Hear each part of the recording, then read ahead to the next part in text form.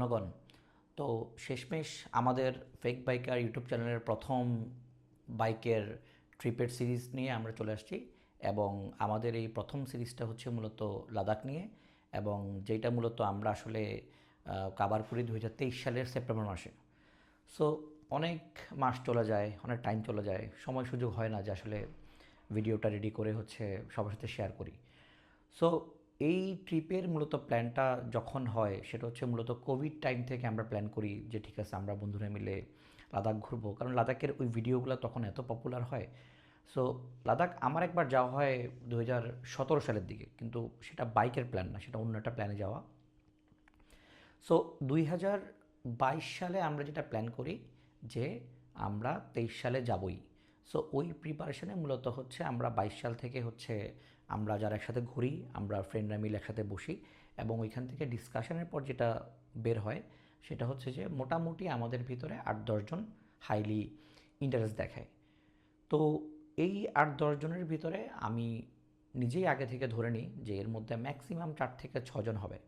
তো যাই হোক, শেষ পর্যন্ত আমরা হচ্ছে 4 জন রাজি হই, মানে 4 জন শেষ পর্যন্ত, হ্যাঁ, সব কিছু কাভার করে 4 জন আমরা যাব।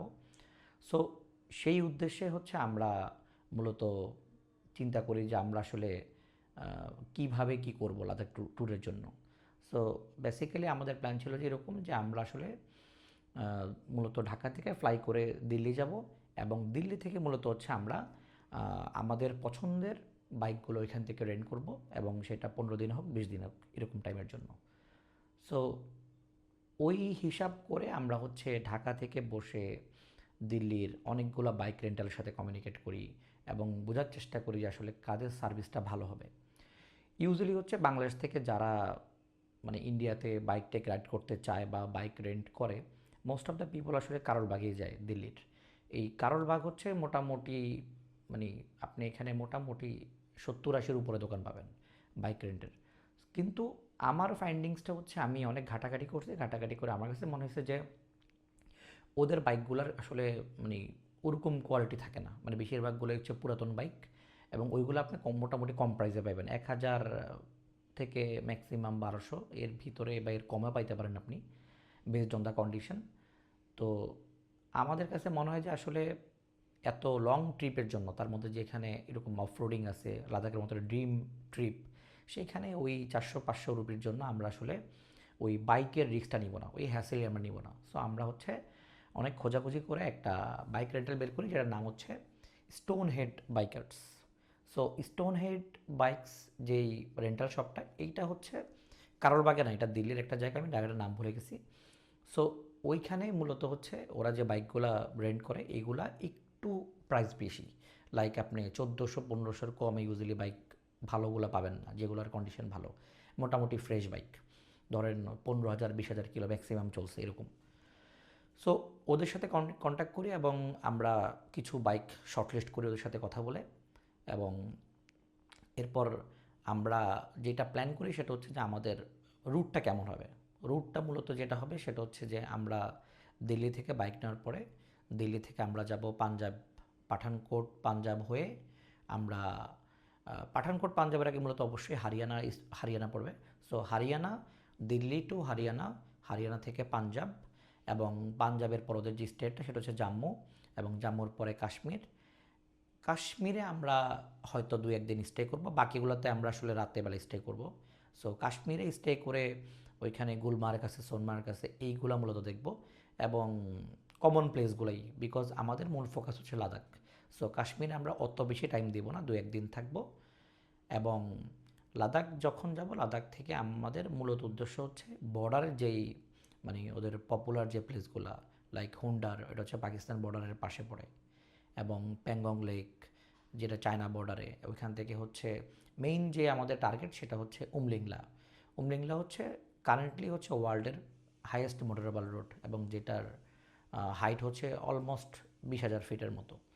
সো ওইখান থেকে আমরা হানলে যেই ভিলেজ সেইখানে স্টে করব, এবং ওইখান থেকে আমরা মোটামুটি সাচ্চু হয়ে মানালি হয়ে দেন হচ্ছে অ্যাগেইন পাঞ্জাব, তারপর হচ্ছে দিল্লি, এবং ওইভাবে করে আমরা ব্যাক করব। So this is the total plan.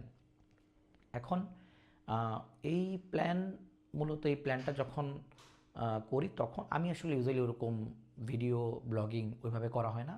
So শখে ভিডিও টিডিও করি বিভিন্ন, যেহেতু আমি পাহাড়ে এবং বাইক রাইড দুইটাই রেগুলার করি মোটামুটি। সো ওই হিসাবে আমি ভিডিও করছি, বাট আমার প্রথম এপিসোডে ওরকম বেশি কন্টেন্ট নাই। সো আপনারা এখন যেটা দেখবেন সেটা হচ্ছে প্রথম এপিসোডটা দেখবেন। এখানে কন্টেন্ট এরকম নেই, বাট আস্তে আস্তে যখন পরবর্তী এপিসোডগুলো আসবে সেখানে একটু বেটার কন্টেন্ট আছে। আর ডেফিনেটলি ইনশাল্লাহ পরবর্তী যে সিরিজগুলোর ভিডিওগুলো আমার করা আছে ওগুলো আরও বেটার, একটু প্ল্যান করা হচ্ছে ভিডিও করা। সো হোপফুলি ওগুলো আপনাদের ভালো লাগবে। এবং আহ, এই ভিডিওর আহ, এই ভিডিওর এপিসোড দেখার আগে আমাদের ফেক বাইকার চ্যানেলে অলরেডি আমাদের এই টোটাল যে সিরিজটা লাদাখ, এটা নিয়ে একটা হচ্ছে ট্রেলার ভিডিও বানানো আছে।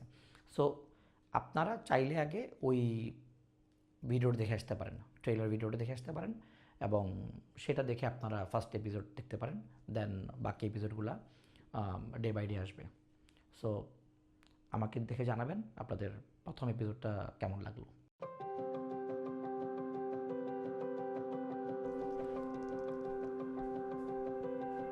আমাদের শেষ পর্যন্ত আমাদের লাদাখের ট্যুরটা স্টার্ট হয়ে গেল, এবং আমরা হচ্ছে ইন্ডিয়ার আগরতলার উদ্দেশ্যে হচ্ছে গতকাল রাতে আমরা রওনা দিই, এবং আজকে সকালবেলা হচ্ছে আমরা হচ্ছে আগরতলার পোর্টের কাছাকাছি এখন পৌঁছে গেছি।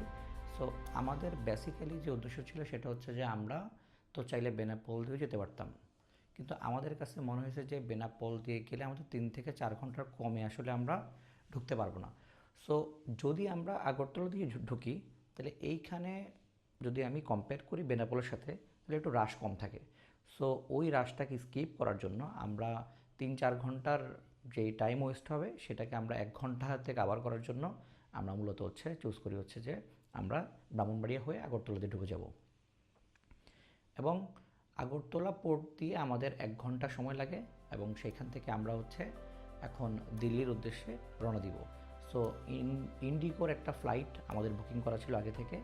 সো আমি, আমার বাকি যে 3 ফ্রেন্ড উমেল, সৈকত আর প্রীতম, আমরা 4জন মিলে হচ্ছে এখন দিল্লিতে চলে যাচ্ছি ফ্লাই করে। সো দিল্লিতে নেমে আমাদের প্রথম যে জিনিসটা আমাদের মাথায় আসে সেটা হচ্ছে যে আমাদেরকে আগে সরাসরি যেতে হবে যেই রেন্টাল শপ থেকে আমরা বাইকটা ভাড়া করব, আমরা আগে সেখানে যাব। এর মেইন কারণটা হচ্ছে যে আমরা যদি আজকেই বাইকটা বুক করতে পারি তাহলে আগামীকালকে দুপুরের ভিতরে আমরা হচ্ছে দিল্লি থেকে আমরা স্টার্ট করতে পারবো। সো সেই কারণেই বেসিক্যালি হচ্ছে আমরা ওইখান থেকে সরাসরি চলে আসি যে বাইক রেন্টাল শপ, যেটার নাম হচ্ছে স্টোন হেড বাইকস। এবং এইখানে আমাদের সাথে ওদের সাথে আগে থেকে কমিউনিকেট করা ছিল, ওই জন্য হচ্ছে আমরা কিছু শর্ট লিস্টেড বাইক ওরা আমাদের জন্য রেখে দেয়, এবং ওইখান থেকে আমরা হচ্ছে এনফিল্ডের মেটিওর এবং হচ্ছে ক্লাসিক, এই দুইটা মূলত হচ্ছে আমরা রেন্ট করি। একটার প্রাইস পড়ছে 1300 আর একটা হচ্ছে 1400। এবং এইখানে ছোটোখাটো কিছু ফিডব্যাক দিছি যেটা ওরা হচ্ছে সার্ভিস করবে, এবং কালকে দুপুরের দিকে হচ্ছে আমরা স্টার্ট করব ফর পাঞ্জাব। সো ওইখান থেকে আমরা মোটামুটি কিছু টাকা অ্যাডভান্স করে আমরা চলে আসি হচ্ছে পাহাড়গঞ্জে। এখানে আমাদের হোটেল, এবং হোটেলেরতে ঢোকার সময় আমাদের কাছে মাথায় আসছে যে আমাদের একটু, যেহেতু আমরা ডলার নিয়ে আসি না বেশিরভাগ, সবাই ক্রেডিট কার্ড আনছি। সো উমেল হচ্ছে প্রথমে হচ্ছে ওই ইন্ডাসল্যান্ড ব্যাংকের হচ্ছে বুথে হচ্ছে টাকা ওঠানোর জন্য ট্রাই করে, এবং আনফর্চুনেটলি ওর কার্ডটা ওরা মানে লক করে দেয়। এবং সেটা প্রায় 1-2 ঘন্টা আমরা ট্রাই করি যে কার্ডটা কোনো মতে যদি এখান থেকে বের করা যায়, বাট সামহাও আমরা কার্ডটা বের করতে পারিনি। এবং আমরা প্ল্যান করি ওকে ফাইন, আমরা কালকে সকালবেলা হচ্ছে আশেপাশে যদি কোনো ব্যাংক থাকে, আই মিন ইন্ডাসল্যান্ডের কোনো মানে ব্রাঞ্চ থাকে, সেইখানে আমরা কমিউনিকেট করব, এবং ওদের হেল্প নিয়ে মূলত হচ্ছে আমরা কার্ডটা বের করব। কিন্তু আনফর্চুনেটলি সকালবেলা আমরা দেখলাম যে ওদের আশেপাশে কোনো ব্রাঞ্চই নেই। সো কিছু করার নেই, আমাদের হাতে যেহেতু টাইমও কম ছিল, আমরা ওই কার্ডটাকে ওইখানে স্কিপ করে আমরা এবার চলে যাই হচ্ছে আমাদের রেন্টাল শপে।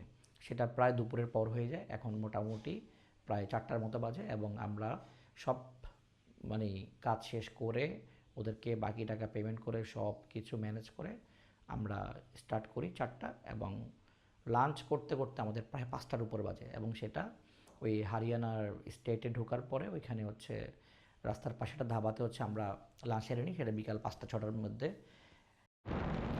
সব ঝামেলা শেষ করে দিল্লিকে পিছনে ফেলে আমরা এখন হরিয়ানার স্টেটে সোনিপাত নামে একটা জায়গা, এটার দুই পাশে ছোট ছোট কিছু গ্রাম এবং মানুষের ফসলি ক্ষেত, দেখতেই মন একদম শান্তিতে জুড়ে যাচ্ছে এবং রাস্তা তো একদম সেই রকম, চালাইতে খুব শান্তি লাগতেছে।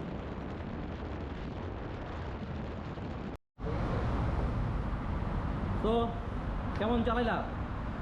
প্রথম রাইডিং এক্সপিরিয়েন্স কেমন বলো? ভালো না। ভালো না কেন? আমার কাছে মনে হচ্ছে হচ্ছে আমার 4V অনেক ভালো। হ্যাঁ, আমার কাছে মনে হচ্ছে হচ্ছে আমার 4V অনেক ভালো। বাইকের কন্ডিশন বাইকের কন্ডিশন মানে পাওয়ার অনুযায়ী ডেলিভারি হয় না। কিন্তু সত্যি কথা হচ্ছে যে লুকিং গ্লাসে যখন আমি তোরা দেখি, আমি একবারও বলি নাই, সেই লাগে। ওই যে এক লোক আমার পাশ দিয়ে যে বললো না যে আমাকে এভাবে শিখানো হচ্ছে, যে মানে সেই লাগতেছে। প্রীতম ভাই, আপনি শেষ পর্যন্ত খাওয়া দাওয়া পাইছেন না? পিলিয়ন হিসাবে কি বেশি প্যারা লাগতেছে? মাত্রা চালাচ্ছেন 50 কিলো। চিল, নো প্যারা, জাস্ট চিল। একটু গরমটা একটু বেশি। আরবিন সাহেব, তুমি রেডি নামার জন্য? ইনশাআল্লাহ। প্রথমে ব্যাগের থেকে জায়গায় ডাইরেক্ট পানিপথ বন্ধ চালা যাবে। প্রথমে ব্যাগের জায়গা খাইতে পারি, বাকি 50 কিলো। তারপরটা দেখা যাবে। আল্লাহ বলছে বিকাল একদম Okay. শেষ হয়ে আসতেছে, আমাদের লাঞ্চের পর আমরা অনেকক্ষণ চালাইছি, এখন খুব কাছাকাছি হচ্ছে পানিপথের। বাংলাদেশের মতো এখানে এক বাইকে 5 জন 6 জন যতজন পারে উঠা যায় এবং তারা খুব এনজয় করতেছে। এক্সপ্রেস হাইওয়েতে চালাতে একদম রাত হয়ে গেল, আমরা এবং পিছনে পানিপথ ফালা দিয়ে আসছি এবং কার্নাল নামে একটা জায়গায় এখন আসি এবং আমাদের মূল উদ্দেশ্য হচ্ছে আমরা আম্বালা যাওয়ার আগে আমরা কোনো একটা জায়গাতে থেমে হচ্ছে চিল করে আস্তে ধীরে আম্বালাতে গিয়ে কোনো একটা হোটেল নিয়ে রাতে স্টে করব। তো সেই জন্য এখন আমরা হচ্ছে এখন খুঁজতেছি হচ্ছে ধাবা, এবং শেষমেশ ধাবা পেয়ে গেলাম এবং ধাবাতে প্ল্যান হচ্ছে যে কেউ চা খাবে, কেউ লাচ্ছি খাবে। আর ইন্ডিয়াতে বাইক নিয়ে ঘোরার সবচেয়ে মজা হচ্ছে ধাবাগুলা, রাস্তার চারপাশে এত ধাবা এবং এগুলার খাবার এত মজা, এটা সবার ট্রাই করা উচিত। টোটেলের ব্যাগ ট্যাগ সব রেখে এখন 4 বন্ধু বের হলাম যে রাতে ডিনার তো করতে হবে, রাত হয়ে গেল 11টা। সো আম্বালার শহরের সব মানুষজন ঘুমাই গেছে, রাস্তাঘাট একদম ফাঁকা। হাঁটতে হাঁটতে একটা সিএনজি পেলাম, এখন এই সিএনজিতে করে আমরা খাবারের জায়গা খুঁজতেছি, যেখানেই খাবার মিলবে সেখানেই আমরা খেয়ে ফেলবো এরকম একটা ভাবে। কারণ হচ্ছে আমাদের ওরকম আসলে চয়েস থাকে না, আমরা চাই ইন্ডিয়ার স্ট্রিট ফুড ট্রাই করতে। সো খাওয়া দাওয়া শেষ করে এখন আমরা যাচ্ছি হোটেলের দিকে। এবং কালকের জন্য বেসিক্যালি প্ল্যান হচ্ছে ভেরি আর্লি মর্নিং 5টা থেকে 6টা ম্যাক্সিমাম, এর ভিতরে আমরা আমাদের রাইড স্টার্ট করব এবং যত দূর যাওয়া যায়, জম্মু আর কাশ্মীর যত দূর। সো পরবর্তী এপিসোডে আপনারা দেখবেন যে আমরা কত যেতে পারি এবং মূলত নেক্সট এপিসোডে আপনাদেরকে আমরা কাশ্মীর দেখাবো। So stay tune, thanks.